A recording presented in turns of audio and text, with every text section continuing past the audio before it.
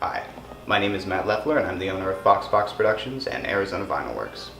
Now, while most vinyl products are easy to install, every once in a while we'll have a customer come up with a really great idea that's easy and fun to design, but might be a little difficult to get up on the wall. So today, we're going to talk about one way to complete a difficult vinyl installation. First, what you want to do is clean the surface with a mixture of 25% alcohol and 75% water, although Windex can also work in a pinch. The reason why you want to do this is to avoid getting any dirt or grime or little pieces of whatever stuck underneath your vinyl that can cause bubbles. Next, you're going to take your vinyl decal and place it on the surface.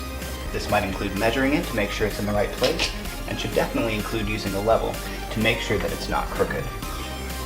Side note, you'll notice that I've trimmed around all of the edges of the vinyl decal. The reason for this is our surface has a lot of weird edges and curves, so to make sure that this gets installed correctly, we need to make sure that we have as much versatility with the product as possible. Next, once you've placed the decal, you're going to take one piece of masking tape and place it along one flat edge of the decal. Now with most vinyl decals, you'll have one solid edge and you'll use your decal like a hinge to place it. However, this decal is a weird shape and it's going on a weird surface. Another thing to notice is that I've avoided all the corners of the frames in the store. The reason for this, and it's an important one, is that these decals can work great in these little divots in these weird areas as long as it's going straight. If you were to go into this corner here, it would get all crumpled up and it would not look right. Finally, it's time to install. I'm going to be using my trusty squeegee for this, but you can also use a thick flat card. Now, I'm going to be doing this by myself, but it's also a good idea to have a friend help you, to hold the decal while you press it down, just to make sure that it doesn't stick to itself.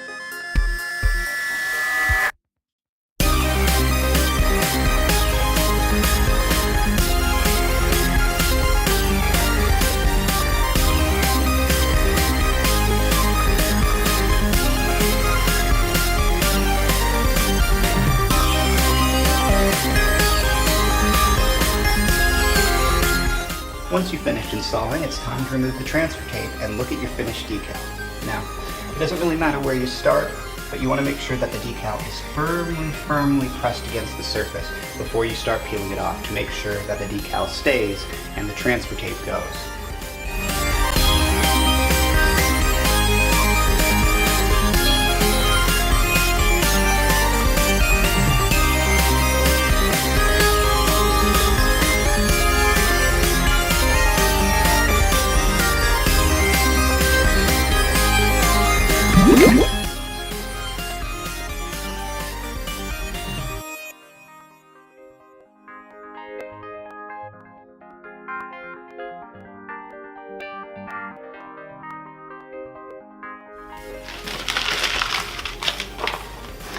And there you go. It's a good idea to make sure that the vinyl has fully stuck down by the time you're finished and that there's no air bubbles in it. Looks like we did this one pretty perfectly. Now, for difficult installs like this, I will always include a practice decal, and I urge you to practice with it before starting with the real ones. It will be marked by saying practice decal on the transfer tape. Just for fun, we're going to install the last piece of this client's decals just to wrap things up. This part's easy. Once you place your decal, you're going to take your transfer tape and run it along one flat edge of the decal. Using the tape as a hinge, we're going to move your decal outward and pull off the backing paper. Then, taking your squeegee, you're going to firmly press the decal down in a back and forth motion, putting a decent amount of pressure, and make sure that it's firmly pressed down before you remove the transfer tape.